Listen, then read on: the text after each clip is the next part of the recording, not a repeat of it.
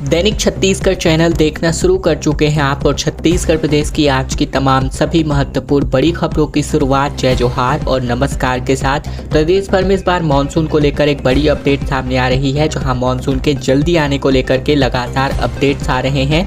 मंगलवार को हुई बारिश की वजह से प्रदेश में तपिश कम हो गई है। वहीं आने वाले 24 से 48 घंटों के दौरान दक्षिण छत्तीसगढ़ के जिलों में अधिकतम तापमान में 4 से 5 डिग्री तक की वृद्धि हो सकती है। इसके बाद कोई विशेष परिवर्तन होने की संभावना फिलहाल नहीं है। प्रदेश के शेष सभी जिलों में आगामी 5 दिनों के अंतर्गत अधिकतम तापमान में कोई भी विशेष परिवर्तन नहीं होगा, जबकि गुरुवार को 1-2 स्थानों पर मेघ गर्जन के साथ वर्षा होने की संभावना जलाई गई थी। इसको लेकर अपडेट्स भी जारी किए गए थे। वहीं बात करें तो एक चक्रवाती परिसंचरण उत्तर पूर्वी राजस्थान और आसपास के क्षेत्रों में बना हुआ है, जिसके चलते ये मौसम में बदलाव देखने को मिल रहा है। वहीं अगर बात करें वर्षा के आंकड़े के तो बस्तानार, दरभा, बस्तर, जगदलपुर, कटेकल्याण, दंतेवाड़ा, गीधम, बैरमगढ़, खैरागढ़, पाटन, अंतागढ़, राजनांदगांव, तोकापाल, छुईखदान, कुआंकोंडा में तकरीबन 30 से 40 मिलीमीटर बारिश यहां पर रिकॉर्ड की जा चुकी है। महादेव सट्टा ऐप मामले में छत्तीसगढ़ के 29 जगहों पर ईओडब्ल्यू ने रेड मारी है, जहां रायपुर, दुर्ग, रायगढ़, बलौदाबाजार, कांकेर में कार्यवाही हुई है। फरार कांस्टेबल अर्जुन सिंह पंचमढ़ी से गिरफ्तार किए गए हैं। महादेव सट्टा ऐप मामले में ईओडब्ल्यू ने छत्तीसगढ़ के 29 जगहों पर छापेमार कार्यवाही की है। इनमें से दुर्ग के 18, रायपुर में 7, बलौदाबाजार में 2, रायगढ़ और कांकेर में एक जगह पर छापा मारा गया है। काफी लंबे समय से फरार चल रहे कांस्टेबल अर्जुन सिंह यादव को पचमढ़ी में लोकेट करके गिरफ्तार किया गया है। आरोपी से जब्त इलेक्ट्रॉनिक उपकरणों की जांच की जा रही है। 29 जगह पर छापेमार में महादेव ऐप से संबंधित इलेक्ट्रॉनिक उपकरण, संपत्तियों से संबंधित दस्तावेज, हवाला से संबंधित पर्चियां, बैंकों से संबंधित कागजात और अन्य संदेहास्पद दस्तावेजों की बरामदगी हुई है, जिनकी जांच की जा रही है। वहीं महादेव सट्टा ऐप मामले में ऑनलाइन सट्टा ऐप मामले के आरोपी निलंबित एएसआई चंद्रभूषण वर्मा, सतीश चंद्राकर समेत हवाला कारोबारी सुनील दमनानी को तकरीबन 14 मई तक के लिए न्यायिक रिमांड पर जेल भेज दिया गया है। 1100 से ज़्यादा लोग एक साथ रविंद्र काव्यांजलि गाने वाले हैं। दुर्ग से खबर है, जहां 12 मई को टैगोर जयंती पर 11 राज्यों में यह कार्यक्रम तय किया गया है। भिलाई में पिछले 9 महीने की तैयारी की जा रही है। दरअसल भिलाई में इस बार गुरुदेव कवि रविंद्रनाथ टैगोर का 163वां जन्मदिन अलग ही ढंग से मनाया जाएगा, जहां देश भर में टैगोर के अनुयायी 1000 कंठ कवि गुरुदेव के गीत एक ही समय पर एक साथ गाएंगे और इस तरह से उनका जन्मदिन यादगार बनाया जाएगा। भिलाई में संचालित संस्था रविंद्र सुधा के सचिव विश्वजीत सरकार ने बताया कि रविंद्रनाथ टैगोर की 163वीं जयंती पर 12 मई को पूरे देश में 11 राज्यों में 1000 से ज्यादा कवि रविंद्र काव्यांजलि गाएंगे। भिलाई में छत्तीसगढ़ के 100 से ज्यादा कलाकार इस कार्यक्रम में जुटेंगे और इसके लिए तकरीबन 9 महीने से इसकी तैयारी हो रही है। रविंद्र सुधा के सचिव विश्वजीत सरकार ने बताया कि कार्यक्रम 12 मई को सुबह 10 बजे एक साथ पूरे देश में आयोजित होगा।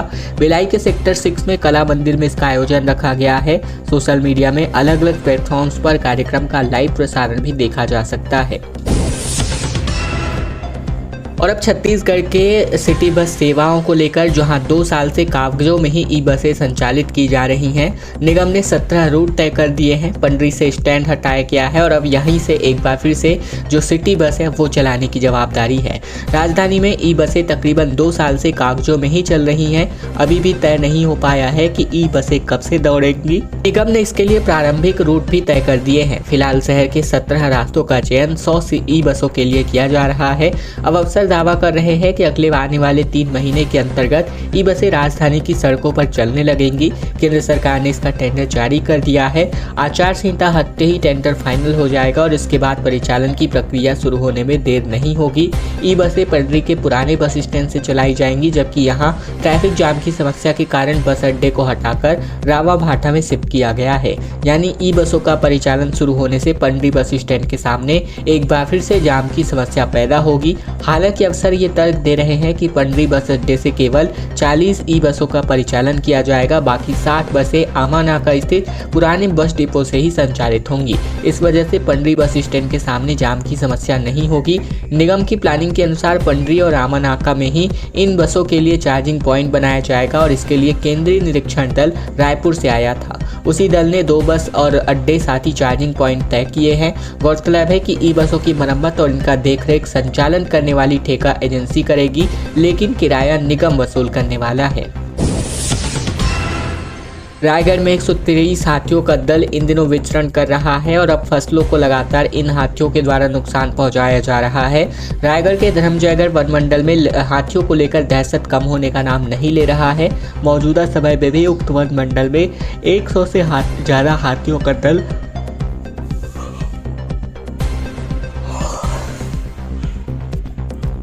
छत्तीसगढ़ के रायगढ़ में 123 हाथियों का दल इन दिनों जंगलों में विचरण कर रहा है और लगातार किसानों की फसलों को इन हाथियों के द्वारा नुकसान पहुंचाया जा रहा है।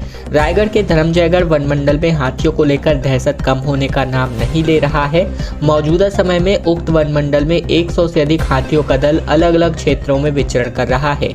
इसको लेकर प्रभावित क्षेत्रों में रहने वाले लोगों में दहशत देखा जा रहा है। उल्लेखनीय है कि धर्मजयगढ़ वन मंडल हाथियों का स्थायी रहवास क्षेत्र बन चुका है, जहां हर समय हाथियों की मौजूदगी देखी जाती है। बीते मंगलवार तक उक्त वन मंडल में 123 हाथियों की मौजूदगी थी। इनमें 33 नर, 57 मादा और 33 हाथी शावक शामिल है। धर्मजयगढ़ वन मंडल के छाल रेंज के अंतर्गत कीदा क्षेत्र में 26 हाथियों का दल भी यहां विचरण कर रहा है और ये हाथियों का दल जामपाली गांव में एक किसान की फसल को नुकसान पहुंचा चुका है। इसकी सूचना प्रभावित किसान के द्वारा वन विभाग के अधिकारियों को दी गई है। छत्तीसगढ़ से होकर गुजरने वाली 20 ट्रेनें एक बार फिर कैंसिल हो चुकी हैं, जिनमें इतवारी स्टेशन में LHS पुसिंग के नाम पर इन ट्रेनों को कैंसिल किया गया है। कई ट्रेनें 23 घंटे देरी से चलाई जा रही हैं। छत्तीसगढ़ से होकर गुजरने वाली 20 ट्रेनों को एक बार फिर से रेलवे ने रद्द किया है।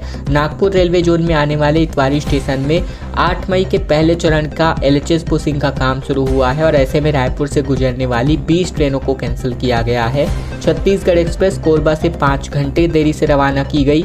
वहीं ट्रेनों के रद्द होने और लेट होने की एक बड़ी वजह ये भी है कि रायपुर से गुजरने वाली कई ट्रेनें 23 घंटे की देरी से चल रही हैं। रेलवे अधिकारियों के मुताबिक नागपुर रेल मंडल के अंतर्गत इतवारी स्टेशन में LHS पुसिंग का काम होगा और ये काम 2 चरणों में होगा। पहले 8 से 10 मई और फिर 19 से 30 मई तक ये काम होगा।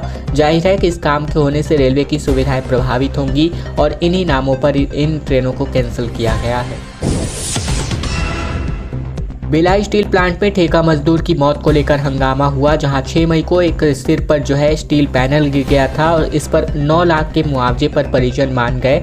दरअसल भिलाई स्टील प्लांट के सेक्टर 9 अस्पताल में निर्माणाधीन पंप हाउस में ठेका श्रमिक की मौत के बाद अब परिजन ने जमकर हंगामा कर दिया है। परिजन अनुकंपा नियुक्ति की मांग कर रहे थे और बाद में ठेका कंपनी और उनके बीच तकरीबन 9 लाख रुपए क्षतिपूर्ति राशि देने पर सहमति बनी। लाल बहादुर सिंह SMS 2 में ब्रेथवेट ठेका कंपनी के अंडर से ठेका श्रमिक थे। SMS 2 में ड्यूटी के बाद भी उन्हें 6 मई की शाम सेक्टर 9 हॉस्पिटल परिसर में निर्माणाधीन पंप हाउस का विजिट करने भेजा गया था, जहां GD माइक्रोफोनिक्स कंपनी का काम चल रहा था और इसी दौरान 20 फीट की ऊंचाई से एक भारी भरकम स्टील का पैनल लाल बहादुर के सिर पर गिर गया था। भतीजे संजय सिंह ने बताया कि चाचा जब विजिट कर रहे थे तो किसी तरह की सेफ्टी नहीं दी गई थी। विजिट के दौरान 20 फीट की ऊंचाई से एक भारी भरकम स्टील पैनल उनके सिर पर गिर गया और इससे गंभीर चोट आई। उन्हें फौरन सेक्टर 9 अस्पताल ले जाया गया, जहां डॉक्टर ने उन्हें मृत घोषित कर दिया। और अब खबर रायपुर एम्स से, जहां 22 पदों पर वैकेंसी निकाली गई है, जिसके लिए आप अपना आवेदन प्रस्तुत कर सकते हैं। 22 विभिन्न पदों के लिए विभिन्न कैटेगरी के लिए ये आवेदन आमंत्रित किए गए थे, जिसके लिए अब केवल 5 दिन शेष बच चुके हैं। 14 मई आवेदन की अंतिम तारीख रखी गई है। छत्तीसगढ़ के मूल निवासी से निर्धारित प्रारूप में आवेदन पत्र मंगाए गए हैं और आवेदन करने के इच्छुक उम्मीदवार जो एम्स रायपुर पदों के लिए निर्धारित शैक्षिक योग्यता और अन्य अर्हताएं रखते हैं, पूरी करते हैं, उन्हें आवेदन किया जा सकता है। आवेदन करने से पहले सभी महत्वपूर्ण जानकारियों का मिलान ऑफिशियल नोटिफिकेशन से कर लें। उसके बाद अपनी पात्रता के अनुसार विभाग को अपना आवेदन प्रस्तुत कर सकते हैं। पदों की संपूर्ण जानकारी आपको आधिकारिक वेबसाइट emsraipur.edu.in पर जाकर देखी जा सकती है। इसमें medical superintendent engineer, registrar, chief nursing officer, senior analyst, central sterile services department, librarian selection grade, इसके अलावा senior procurement cum stores, principal private secretary, executive engineer के इलेक्ट्रिकल, साथ ही hospital architect, senior administrative officer, साथ ही assistant controller of examination, store officer, accountant officer के कुल 22 पदों पर भर्ती निकाली गई है। कबीरधाम में 22 मवेशियों से भरा ट्रक पकड़ाया। टायर पंचर होने की वजह से वाहन छोड़कर भाग गए, जहां 4 दिनों से पीछा कर रहे थे बजरंगी कार्यकर्ता, जिसके बाद ये हंगामा हुआ। कबीरधाम जिले के कुकदूर पुलिस ने बजरंग दल के कार्यकर्ताओं की मदद से मवेशी से भरे एक ट्रक को जब्त किया है और मामला कुकदूर थाना क्षेत्र का है।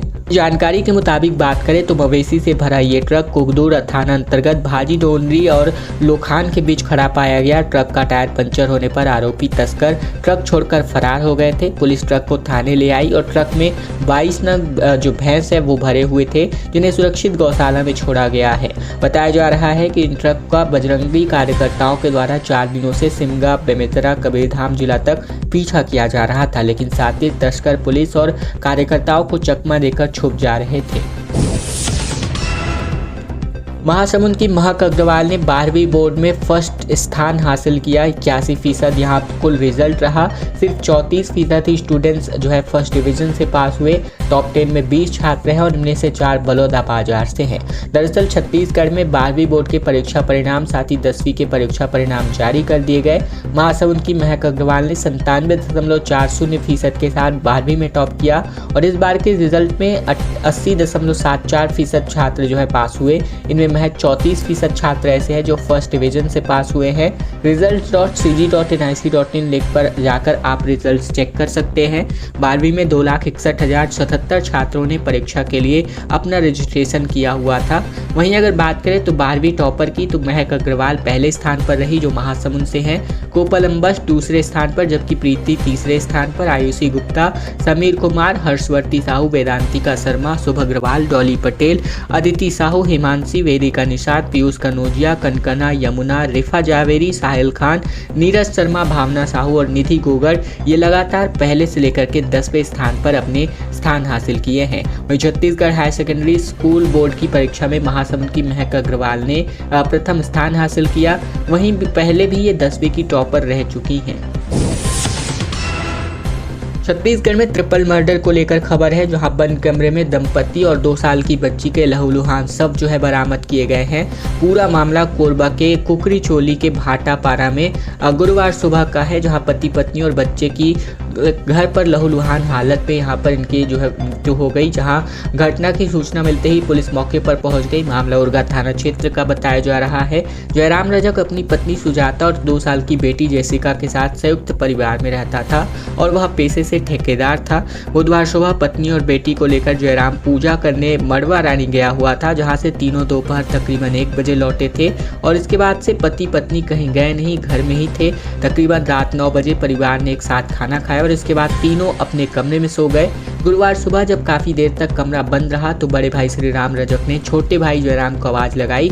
लगातार आवाज लगाने और मोबाइल पर कॉल करने के बाद भी भीतर से कोई जवाब नहीं आने की वजह से जब किसी अनहोनी का संदेह हुआ तो उनके परिवार के बाकी लोगों को बुलाया गया और टंगिया मारकर दरवाजे को तोड़ा गया। तब जाकर जब गेट खुला तो यहाँ सभी के होश उड़ गए, जहाँ तीनों के शव बरामद किए गए हैं। रायपुर में एडमिशन फेयर का आयोजन किया जाएगा, जहां 25 से ज़्यादा यूनिवर्सिटीज़ बच्चों को करियर गाइडेंस देने जा रहे हैं। राजधानी के सयाजी होटल में 19वें एडमिशन फेयर का आयोजन 9 से 10 मई तक किया जा रहा है, जहां स्टूडेंट्स 25 से ज़्यादा कॉलेजेस और यूनिवर्सिटीज़ के 200 से अधिक कोर्सेज के बारे में एक साथ एक ही स्थान पर जान सकते हैं। एडमिशन फेयर के ऑर्गेनाइजर जयदीप त्रिवेदी ने बताया कि बोर्ड की परीक्षा में बच्चों के करियर को लेकर काफ़ी कन्फ्यूजन रहता है और ऐसे में एडमिशन फेयर की मदद से बच्चों के 200 से भी अधिक कोर्सेज के बारे में यूनिवर्सिटीज़ के टॉप गाइडेंस से जानने को मिलेंगे, जिससे बच्चों में की कन्फ्यूज़न दूर होंगे। एडमिशन फेयर में बड़ी संख्या में स्टूडेंट्स के साथ पेरेंट्स भी पहुंचे हैं, जिन्होंने बताया कि आज करियर ऑप्शन ज़्यादा होने की वजह से सभी बच्चे कन्फ्यूज़ हो जाते हैं। एक साथ एडमिशन फेयर में इतनी यूनिवर्सिटीज़ के काउंसलिंग से काफ़ी क्लैरिटी मिलती है। स्वास्थ्य अधिकारी हर 3 हफ्ते में अस्पताल का निरीक्षण करेंगे। मंत्री श्याम बिहारी जायसवाल ने अफसरों की बैठक ली और कहा AAI खोलने के लिए अब पहल की जाएगी। छत्तीसगढ़ में स्वास्थ्य व्यवस्था को लेकर स्वास्थ्य मंत्री श्याम बिहारी जायसवाल ने बीते दिन मंत्रालय महानदी भवन में विभाग के अधिकारियों की बैठक ली, जहां उन्होंने जरूरी गाइडलाइंस जारी करते हुए कहा कि सभी अस्पतालों में दवाइयों की वर्तमान स्थिति की समीक्षा कर पर्याप्त मात्रा में दवाइयाँ उपलब्ध कराई जाएंगी। उन्होंने कहा कि प्रदेश की जनता को सस्ती और गुणवत्ता मापुर जेनरिक दवाइयों के लिए सभी जिला अस्पतालों और सामुदायिक स्वास्थ्य केंद्रों में प्रधानमंत्री जन औषधि केंद्र खोले जाएंगे। जनहित में आवश्यक उपकरणों की खरीदी CGMSC के अलावा जैम पोर्टल से भी की जा सकती है। मंत्री ने विभाग के वरिष्ठ अधिकारियों को निर्देशित किया कि प्रदेश के सभी अस्पतालों में टीबी की दवाइयां उपलब्ध कराई जाए और शासकीय अस्पतालों के अधूरे निर्माण कार्य जल्द ही CGMSC के माध्यम से पूरे कर लिए जाएं। छत्तीसगढ़ हाई कोर्ट में 13 मई से लेकर 9 जून तक छुट्टी रहने वाली है। ग्रीष्मकालीन अवकाश में केवल जरूरी केसेस की सुनवाई होगी। छत्तीसगढ़ हाई कोर्ट में समर वेकेशन की घोषणा हो चुकी है। जारी आदेश के अनुसार 13 मई से 7 जून तक ग्रीष्मकालीन अवकाश रहेगा और इस बीच 8 जून शनिवार और 9 जून रविवार होने की वजह से अब 10 जून को सीधे हाई कोर्ट में नियमित रूप से सुनवाई प्रारंभ होगी। ग्रीष्मकालीन अवकाश के दौरान हाई कोर्ट में जरूरी मामलों की सुनवाई के लिए स्पेशल बेंच का गठन किया गया है। हाई कोर्ट में समर वेकेशन के दौरान रजिस्ट्री विभाग खुला रहेगा और नियमित रूप से अधिकारी कर्मचारी काम करेंगे, यानी इस दौरान एडवोकेट अपने पक्षकारों की तरफ से याचिकाएं दायर कर सकते हैं। छुट्टी के दौरान अति आवश्यक केसों की सुनवाई होगी और इसके लिए स्पेशल बेंच लगाई जाएगी।